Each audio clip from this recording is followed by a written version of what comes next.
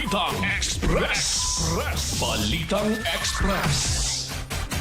Tiniyak ni Pangulong Ferdinand Marcos Jr. na ang ipamamahaging ipinansyal at iba pang uri ng tulong ay makararating sa mga benepisyaryo at hindi para gamitin sa political patronage. Sinabi niya ito matapos pirmahan ang 6.7 trillion pesos na national budget para sa taong 2026. Pugad ng mga NPA sa Mindoro, binomba ng militar. Mga nasawi, mga batang bagong recruit at nagbabalak pabagsakin ang pamahalaan. Higit 200 pamilya, apektado at lumikas.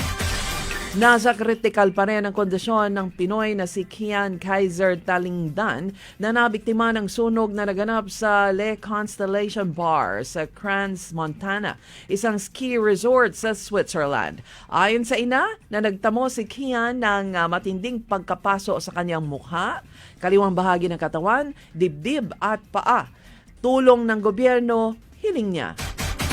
Retired Air Force General Romeo Poquiz inaresto at nakalaya matapos na magpiyansa. Kaso niya, inciting to sedition daw nang ipanawagan ang pagpapabagsak sa gobyerno dahil sa korupsyon.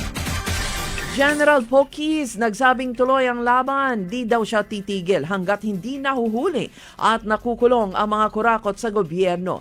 Siya na nagserbisyo ng tunay sa pamahalaan, kinasuhan ang mga kawatan sa Kongreso at Malacanang malaya pa, anya.